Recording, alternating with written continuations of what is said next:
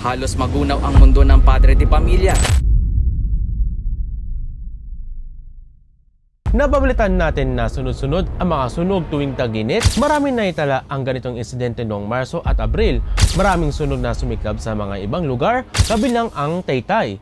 Maraming nawalan na tirahan at meron din nawalan ng mahal sa buhay. Napagdesisyonan ko pumunta sa evacuation center at ang ground zero. Iba ang pakiramdam ko noong pumunta ako at nakakalungkot.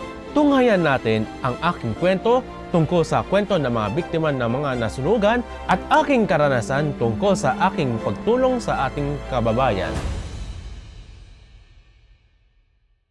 What's up mga Gilagids? Nandito tayo ngayon sa evacuation center dito sa Barangay Muson, kung saan kung makikita nyo po sa aking likuran at sa aking paligid ay ang mga tent. Ito yung biktima ng mga nasunugan sa Barangay Muson. Ito yung nangyari nung isang buwan. Dito ay nanatili sila dito na almost 3 weeks.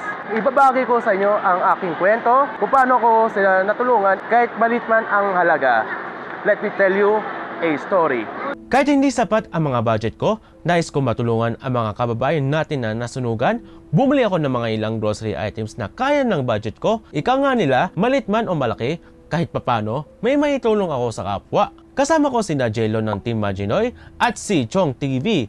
Content creator sila based in Cainta. Magkakasama kami para may padala ang mga donasyon, kabilang ang mga damit at mga ilang grocery items. Dito namin idodonate sa evacuation center ng Barangay Muson. Ayon sa mga ilang evacuees, halos 3 linggo na silang naninirahan dito sa evacuation center. Nakikita namin na masaya pa din sila kahit papano. At nakakataba ng puso na maibigay namin ang mga donasyon. Ikinuwento sa amin ng isang evacuee ang kanilang karanasan. Nagsimula po yung sunog nung bandang 5:30 ng hapon. Pero ano po yun, makita po yun, malaki ng apoy. Parang nagsimula po daw po yun sa kandila. Yung bata po ang nagsindi kasi po ano daw po, yung kanilang gamit ay i-load. Naubusan po daw ng load. Bumili yung bata ng madilim na kasi yung ganong oras, na 5:30. Bumili siya ng kandila at naligo. Ngayon, nagsindi. Ewan ko po kung ano po yung ng bata. Nagsindi ng kandila para lang kumuha siya ng damit. Yun ang kwento ng bata. Sa bata lang din po ng kwento yon. Siguro po may foam or daanan po yung kandila dahil bata nga po. Hindi po nagsabi yung bata na yung kandila umano dun sa isang bagay na madaling masunog. Nasa takot ng bata, tumakbo daw pong pababa na nakita na lang po, may nakakita na lumalaki na yung apoy. Yun po, tapos malakas yung hangin, kaya yung hangin at saka yung apoy lumaki, tumaas. Kaya hindi na rin nagpanik na ang lahat, kahit anong pong tulong na pag ibuhos ang tubig. Pag pinagtulong-tulungan naman po, kaso wala pong dahil malaki na nga po, dahil sa taas nagsimula yung apoy. Tapos po, wala na po kaming nadala kasi sa yung panic.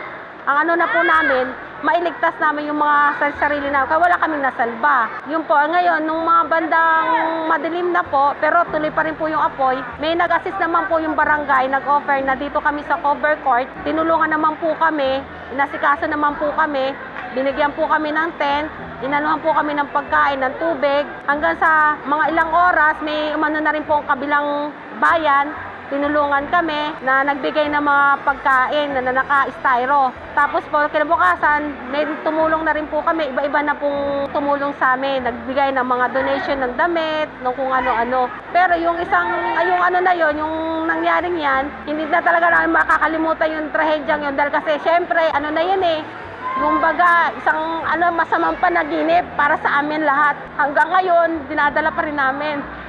Nga lang po, kahit paano natutulungan kami ninyo. Isa na rin po kayong tumulong sa amin, nag-aabot sa amin kahit paano ng tulong. Nagpapasalamat po kami doon sa binibigay sa amin na tulong. Yun lang po. Sa ngayon, mas okay ito kaysa doon sa kung sakali kami titira. May kahit paano po, may tubig, may kubeta. Pero iba pa rin po yung sariling bahay. May sarili kaming bahay na masasabing amin. Hindi po ganitong tent. Masasabi namin, para kami nanghihingi ng awa. Yung po yung inaano namin. Kung di pa kami bigyan ng tulong, wala kami. Kaya lang po sa ngayon kasi yung bahay ginagawa pa. Kaya hindi kami makalipat. Yun lang po.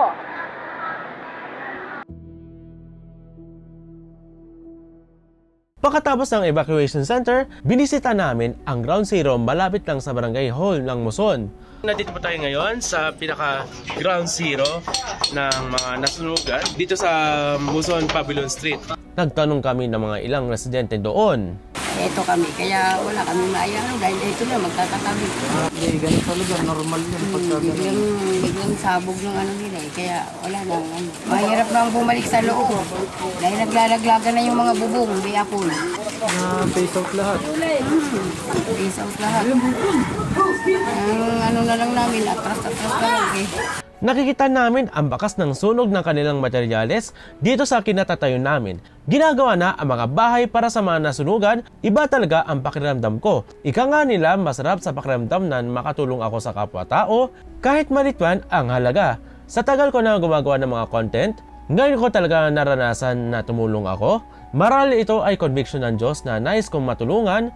May kasabihan na kapag tumulong tayo sa kapwa, babalik din ng doble at may pagpapala.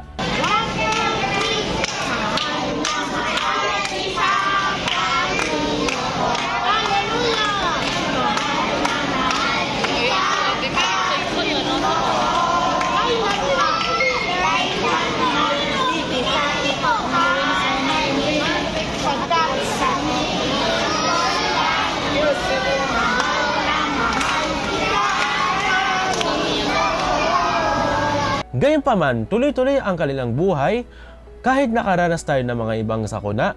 Naway maging positibo tayo sa mga bagay at palagi tayo nakangiti. Ang pinaka-importante sa lahat ay makatulong tayo sa kapwa. Maraming salamat po.